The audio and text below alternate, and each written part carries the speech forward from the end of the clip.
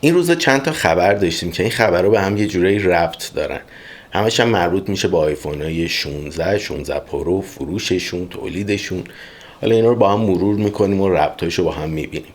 اولین موضوع اینه که آیفون 16 و 16 پرو به خصوص، حالا میگم 16 و 16 پرو، منظورم 16 و 16 پلاس و پرو مکس، اینا احتمال اینکه خیلی پرفروش باشه خیلی زیاده.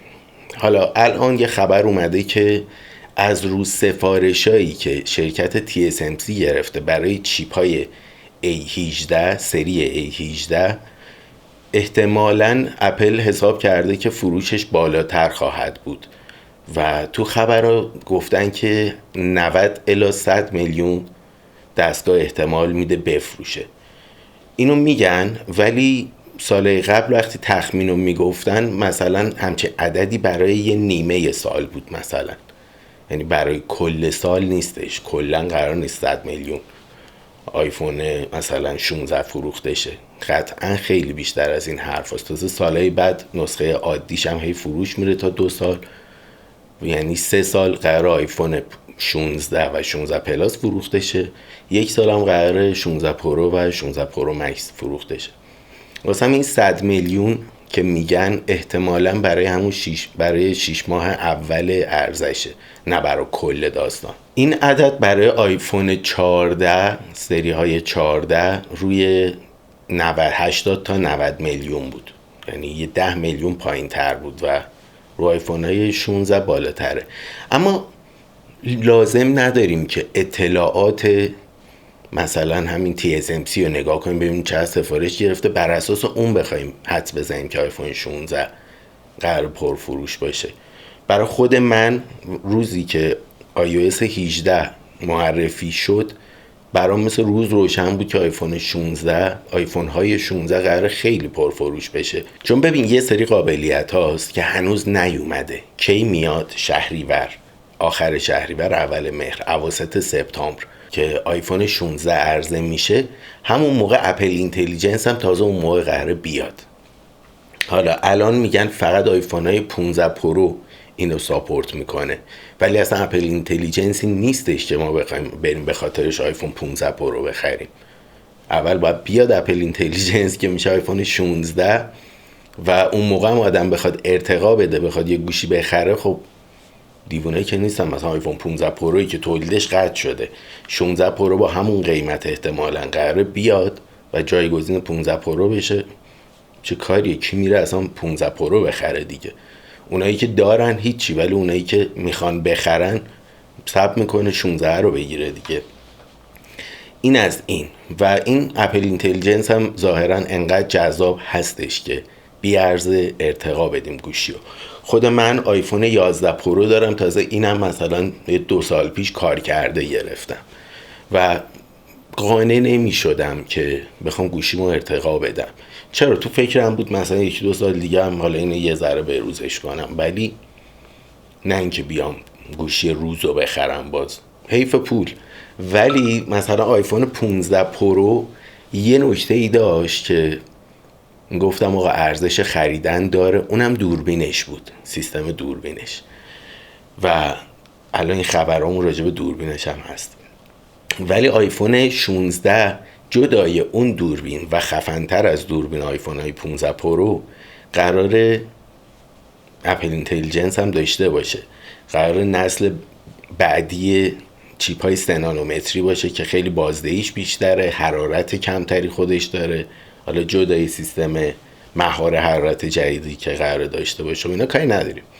خلاصه هر جور حساب کنیم آیفون 16 سری 16 همش خیلی خریدنیه.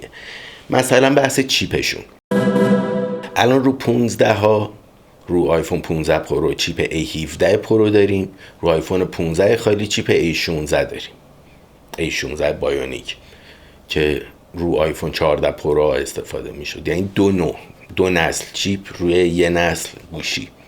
رو آیفون های 16 قراره همشون چیپ های A18 باشن و احتمالاً برای آیفون های پرو میشه A18 پرو و برای آیفون های معمولی هم یا A18 خالیه یا یه پسوندی داره غیر پرو. بایونیک بعید میدونم باشه، قدیما فیوژن بود بعد شد بایونیک، الان نمیدونیم چی باشه، ولی احتمالا اینم یه تغییر اسمی خواهد داشت. مهم اینه که همشون از چیپ A18 استفاده میکنن، همشون نسل دوم چیپ های 3 نانومتری هن. یعنی بهینه تر از حتی آیفون 15 پرو هستش چیپ آیفون 16 خالی، بهینه تر و نه اینکه قوی تر و اینا، بهینه تر، کمتر داغ میکنه، کم مصرف تر، بازدهی بیشتری داره نسبت به مصرف برقی که داره. از این نظر رو میگم.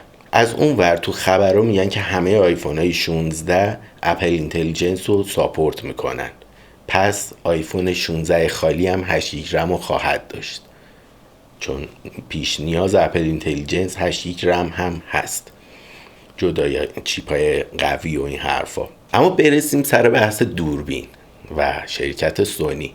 این سال هاست سونی داره سنسورهای دوربینای آیفون رو میزنه و خیلی هم خوب داشت عمل میکرد، تا اینکه سر آیفون های 15 نتونست تأمین کنه. یعنی کیفیت اوکی، قیمت اوکی، همه چی درست، ولی برای تأمین آیفون های دوربین آیفون های 15 به مشکل خورد و نمیتونست درست تأمین کنه. چند وقت پیش هم یه خبر شنیدیم که دیسپلی های ویژن پرو جدیده رو دیگه سونی نمیزنه. ویژن پرو رو سونی زده ولی این جدیده رو که بزرگتره LG میزنه احتمالا. سونی مشکلش این بود که هم قیمتش اوکی، هم تکنولوژیش، کیفیت، همه چی، ولی مشکل تأمین داشت برای ویژن پروهای جدید و داستان این بود که نمیتونست تأمین کنه اینا رو. الان هم باز دوباره میشنویم که برای سنسورا مشکل تأمین داره. ببین رو آیفون های 15 تو همون سال 2023 اپل وقتی دید سونی نمیتونه تأمین کنه با سامسونگ یه قرارداد بست و گفتش آقا فلان سنسور رو توسعه بده برای من و اینو آمادش کن که رو سری سال بعد با خودت قرارداد ببندم و از خودت سنسور رو بگیرم. بعد جالب هم هست، یعنی من فکر کنم بعد این داستان دوربین های سامسونگ هم یه لول اپ اساسی بشن و این خیلی جالبه. چیزی داره تولید میکنه که نبوده تا الان، رو هیچ گوشی یا چیزی نبوده و احتمالا سالهای بعد رو خود سامسونگ هم سری های اسش مثلا بیاد. داستان این سنسوری که داره تولید میکنه چیه؟ ببینید سنسور از 3 بخش اصلی، سنسور دوربین ها الان 3 بخش اصلی درست شدن. یه بخش دیودان که سنسورهای نورن، در واقع اینا نور رو میگیرن. یه بخش دیگه ترانزیستوران که ترانزیستورها چی کار میکنن؟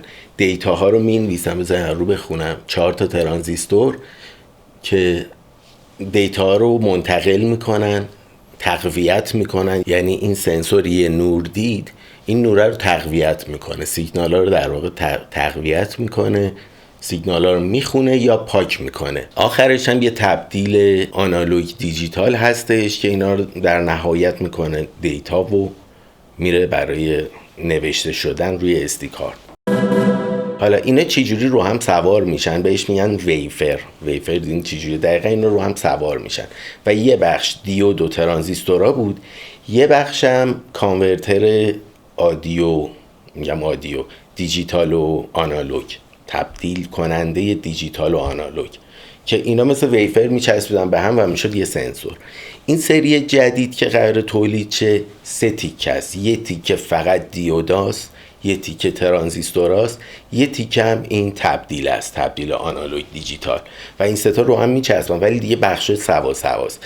این باعث میشه که بتونن از پیکسل های کوچیکتری استفاده کنن و این پیکسل های کوچیک بتونن همون کار پیکسل های بزرگ رو بکنن. در نتیجه اتفاقی که میفته اینه که رزولوشن میره بالا، طوری که کیفیت نیاد پایین. قبلا اگه پیکسل رو کوچیک میکردن که رزولوشن بره بالا، در نهایت میدیدی عکس اون کیفیت رو نداره، یعنی بیشتر میشه روش زوم کرد ولی رو تصویر زوم کرده بی‌کیفیتی شدیدی دیده میشد. اما با این تکنولوژی که الان قراره چیز شه، دیگه این بی‌کیفیتی هم نیست. حالا یا 2 تا کار اپل میتونه بکنه. تو شایعات شنیده بودیم که قراره به جز سنسور اصلی دوربین آیفون، سنسور اولترا وایدش هم بشه 48 مگاپیکسل. حالا یا این سنسور دیگه میتونه کوچیک‌تر شه و جا خالی میکنه که اولترا واید هم یه 48 دو تا سنسور 48 مگاپیکسل کنار هم باشن، چون جای زیادی اشغال میکنه. میتونه این باشه که اولترا واید 48 باشه و اصلیه رزولوشن بالاتری داشته باشه. رزولوشن بالاتر یعنی مثلا به جای 48 مگاپیکسل مثلا به رو 90 مگاپیکسل، 100 مگاپیکسل. اما بعید میدونم این کارو بکنه. یه چیز دیگه که رو اپل هستش و دیگه پیشتاز نیست توش 4K بودنه، که یه زمانی رو آیفون ها 4K ضبط میشد ولی رو گوشی های اون دوران 4K ضبط نمیشد. مثلا رو 5S 4K فکر میکنم 60 فریم ضبط میکرد 5S، که اون موقع نبودین اصلا رو گوشی ها. رو دوربینای خیلی گرون بود. اما الان نگاه میکنی اپل همچنان رو 4K. احتمال داره این برای ویدیو اینو باز کنه که مثلا رزولوشن به رو 6K یا 8K، یه همچین احتمالی داره. ممکن هم هستش 6K ضبط کنه، ضبط کنه 6K بگیره، اوور سامپل کنه، یعنی تصویر بزرگ و کوچیک کنه و وضوح تصویر بره بالاتر. شاید هم برای استابلایزر و اینا بخواد ازش استفاده کنه و یه 4K بدون قلقش به اون بده. حالا کاری نداریم، در هر صورت احتمالاً یه ارتقای دوربین هم داره. ولی این کل خبرها بود که حالا همشو تو هم گفتم. ولی در نهایت اتفاقی که خیلی مهمه و قطعاً خیلی هم به چشم خواهد آمد اینه که آیفون های 16 خیلی پرفروش هستن، هم به خاطر iOS 18 که خیلی چیزای جدیدی و آفر میده برای استفاده. مثلا آیفون 12 پرو وقتی اومد یه چیز جدید داشت، مثلا سنسور لایدارش بود. خب این سنسور لایدار توی یه سری چیزا استفاده میشه، میتونه خیلی دقیق تر محیط بیرون رو ببینه، کمک دست دوربین باشه، ابزارهایی مثل متر و این حرفا خیلی دقیق تر کار میکنه. یا میتونیم اسکن سه‌بعدی بکنیم یه سری اشیا رو، ولی اونجوری محسوس نیستش که بیاد تو زندگیمون تحول ایجاد کنه. 4 تا ابزار اضافه میکنه یه دونه سنسور لایدار و خود اون به خودی خود مثلا آدمو ترغیب نمیکرد که حتما بریم آیفون 12 بخریم چون این سنسور زندگیمو عوض میکنه، کیفیت کارمو با گوشی خیلی متحول میکنه. نبودم چنین چیزی. بعد دیگه آیفون ها مثلا چیز خاصی هم نداشتن. حالا دیسپلی مثلا آلویزان اومد، قبلش 120 هرتز شد که اونم باز خیلی اختلافی نداره. شاید برای بعضی از بازی ها یه مقدار، اونم بعضی از بازی ها، من چه بازی رو آیفون هست تازه داره بازی درست درمون میاد رو آیفون و برای 15 به بعد، یعنی آیفون های 15 به بعدن و چیپ های سری ام مک و آیپدن که میتونن بازی تریپل ای رو اجرا کنن و بازی های خفن. دیگه 4 تا بازی بود که حالا گرافیکش هم کاری نداریم. اونم به نظر من با اینکه خیلی چیز تبلیغاتی روش بود، ولی به نظر من 120 هرتز شدنش همچین اتفاق خاصی نبود تا آیفون 15 که تازه میتونیم از اون کامل درست استفاده کنیم. بعدش دیگه خبری نبود تا آیفون 15 که تنها نکته قوتش، حالا چیپ امتیری اینا همشون شاهکار تکنولوژی هن، پیشتاز فلان بهمان، ولی اصلا مهم نیست. چیپ 3 نانومتری و 5 نانومتری و وقتی من اینو میگیرم دستم واتساپ رو باز میکنم یا یه بازی عادی میکنم اصلا فرقش رو نمیفهمم که این 3 نانومتره یا مثل آیفون 14 پرو 4 نانومتره یا مثل آیفون 13 12 11 5 نانومتریه. فرقی حس نمی‌کنیم. یه تفاوت خیلی گنده و کلیدی داشت آیفون های 15 به خصوص 15 پرو، اونم دوربینشون بود که فیلم برداری لاگ با کودک پرورز لاگو روی SSD اکسترنال میتونی مستقیم ضبط کنی، یعنی گوشی دیگه پر نمیشه و این حرفا و اصلا اون حجم درجا گوشی رو پر میکنه با هر حجمی بخوای بگیری، یعنی چند ترابایت بعد SSD وصل کنی بهش بخوای درست فیلم برداری کنی. ولی یه لول اپ اساسی بود و اگه یادتون باشه پارسال خیلی هم سر و صدا شد و کسایی که تو کانالایی که موضوعشون فیلم برداریه و تخصصی راجع به فیلم برداری سینمایی هم صحبت میکنن، اینا هم همشون اومده بودن و راجع به دوربین فیلم برداری آیفون 15 حرف میزدن. واقعا یه لول اپ اساسی بود، اما برای خود من نه. یه دوربین دارم، کارمو راه میندازه و تصویری هم که ازش میگیرم چون لنزش عوض میشه خیلی تمیزتر از تصویر آیفون 15 خواهد بود. اون که من میخوام این تصویره، نه اون تصویری که حالا یه سری عدد رقم داره، نمیدونم کدک فلان بهمانه. در نهایت یه لنز انقدی داره که کار من جمع نمیکرد.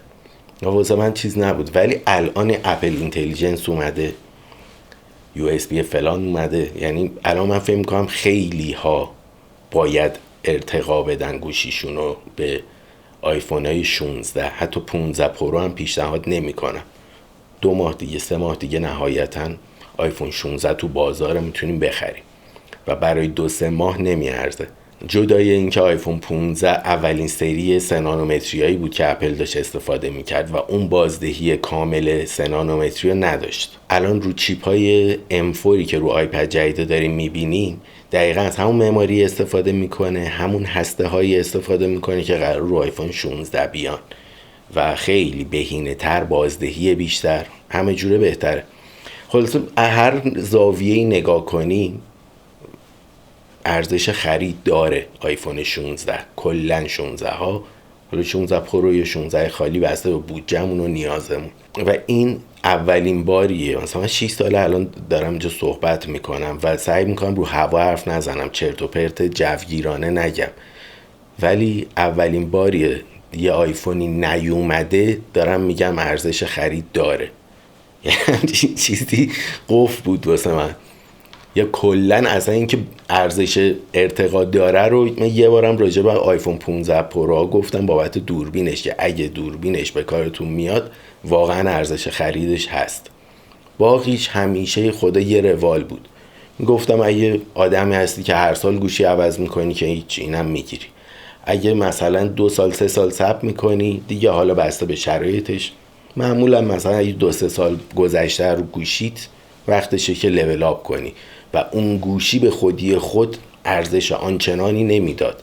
ولی آیفون 15 پرو دوربینشو ارزش میداد و آیفون 16 هم ندید دارم میگم ارزش خرید داره. دیتای آنچنانی هم نیومده که بگیم چی و چی. یعنی تا اینجا چیزی که مطمئنیم فقط همینه که اپل اینتلیجنس روش قراره باقلوا کار کنه و رو جفت مدلای پرو و عادیش قراره کار کنه دیگه. حالا باتریش نمیدونم 20 میلی آمپر بالاتره، اینش نمیدونم دیسپلیش نمیدونم 2 میلیمتر اینورتره، قدش مثلا 2 میل بالاتره پایینتره، اینا واقعا مهم نیست و چیزی نیست بگیم وای این دیسپلی 2 میلیمتر بزرگتر شد پس من حتما باید بخرم. واقعا نیست اینا. یعنی دیتا هایی که ازش اومده در این حده. مثلا اومدن گفتن که آیفون 16 ها همشون یو اس بی سی دارن. خب غیب گفتی 15 هم داشتن دیگه.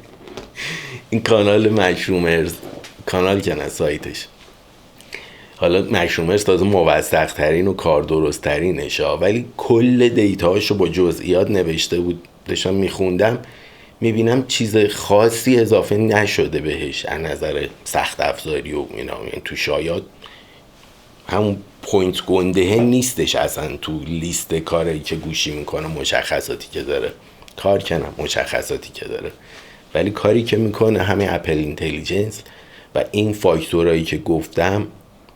حتی دوربین آیفون 15 پرو اولین دوربین حرفه‌ای روی گوشی بود و تازه این نسل دومشه با یه سنسور خفن‌تر، بهتر، ارتقا یافته تر و قراره یه چیزی هم اضافه کنه به اون دوربین قبلی. واسه همین همه جوره به نظر من ارزش ارتقا داره.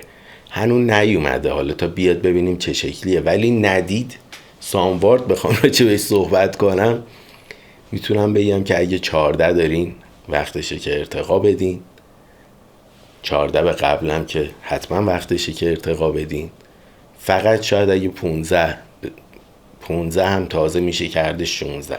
فقط اگه 15 پرو داریم به نظر من میشه صبر کرد برای آیفون 17. تازه حالا شایعات راجع به دیسپلیش که میگن این سنسور فیس آیدیش هم ممکنه بره زیر دیسپلی، از این چیزا هم هستش که حالا اون شایعات روش نمیشه حساب کرد، ولی ممکنه هیجان انگیزتر از چیزی که الان انتظارشو داریم و تصور میکنیم هم بشه آیفون 16. ممکنه است در همین حد باشه یا در همین حدش هم کافیه به نظرم. ببخشید این پادکست شد رسما، ولی یه نکته دیگه هم هستش. آیفون 15 پرو رو میگفتم اگه دوربین لازم دارین فلان ارزششو داره 100، اگه مثلا برای فیلم برداری میخوای کارای این تصویر داری 100 آیفون 15 پرو ارزششو داره. اما الان قصه یه شکل دیگه است، اینکه بتونیم هوش مصنوعی رو تو زندگیمون بیاریم کار همچین پیچیده‌ای هم نیست. با همون اپ چت جی پی تی میتونیم بیاریم یا با اپ‌های دیگه میتونیم تصویر بسازیم، خیلی کارا کنیم. ولی اینکه یه ابزار قوی داشته باشیم برای هوش مصنوعی و اینا بیاد دم دستمون، دم دستیشه واسمون راحت شه، خیلی فرقشه، کیفیت زندگیمون رو عوض میکنه. واسه همین دیگه یه ضرب ساموارد میگم آقای 14 داری وقت ارتقا هستش. و همه اینا رو فقط من علم غیب که ندارم، تحلیلیه که آدم میبینه میگه فلان، و اینا همه مردم دنیا میبینن و واسه همین احتمالا فروش آیفون 16 خیلی خیلی بالاتر از آیفون 15 یا حتی 14 باشه. 14 مثلا فروشش خوب بود، 15 فروشش ضعیف بود. 15 پرو اینا خوب بوده، ولی 15 خالی و 15 پلاس عملا کم فروش بودن. ولی با این اوصاف من فکر میکنم خیلی ها مجبور شن و دوست داشته باشن که سویچ کنن رو آیفون های 16 و احتمالاً پرفروش خواهد بود. تو ایران رجیستر نمیشه، ولی خب ببینین دیگه الان من نیم ساعت تقریبا دارم حرف میزنم و کجای چیزش راجع به زنگ خورش یا SMS دادنش صحبت کردیم. همین دوتا امکان ازت میره، رجیستر نشه که نشه. یه گوشی دیگه هم گوشی قبلی رو آدم میگیره دستش، با این نهایتا میریم بیرونم اینترنت رو هات اسپات میکنیم دیگه. ببین کسی که آیفون میخره، به خصوص آیفون های پرو، نمیاد این همه پول بده که باهاش بتونه زنگ هم بزنه. بماند که خیلی همون چند تا گوشی هم دستمون هست، 2 تا گوشی داره طرف و خیلی عادی شده این داستان. میخره که یا باهاش پوز بده که کاری با اون جماعت نداریم کلن، یا میخره از این تکنولوژی استفاده کنه. مثلا طرف برای کارش، برای گردوندن صفحه اینستاش یه دستگاهی میخواد که بی اذیت راحت بتونه کاراشو بکنه. رو اندروید جدای اذیتش اصلا ورژن اینستایی که رو اندروید هست خیلی متفاوته با ورژن اینستایی روی iOS. کلن اصلا این بر یه کیفیت دیگه است. طرف میاد اینو میگیره، یا برای خیلی به 1001 علت میگیره به جز همون زنگ زدنه. یعنی تو داری عملا یه کامپیوتر پورتابل میگیری دستت که خیلی کارا میتونی باهاش بکنی. فیلم برداری بگیر، صدا برداری بگیر، هندل کردن سایتت، نمیدونم صفحه اینستا، یوتیوبت، خیلی کارا باهاش میکنی و اون کاری که در حد زنگ خوردنه با یه گوشی عادی هم تو میتونی انجام بدی دیگه. واسه همین به نظر من هیچ معنی نمیده رجیستر بشه نشه. بشه چه بهتر، جمع و جور میشه میره توی یه گوشی و راحت استفاده میکنیم، ولی نشم فرقی نمیکنه دیگه، حالا 2 تا گوشی میشه. ولی خیلی خریدنیه آیفون 16 رو. اگه تو فکر ارتقا هستین به نظر من از الان پوله رو بذارین کنار نمه و تو فکرش باشین که یه ارتقا بدین. از اون ورم مجبور نیستیم برای اینکه iOS 18 رو بگیریم گوشی قدیمی رو بفروشیم. همون گوشیایی که آیفون iOS 17 رو ساپورت میکردن همه‌شون iOS 18 هم ساپورت میکنن.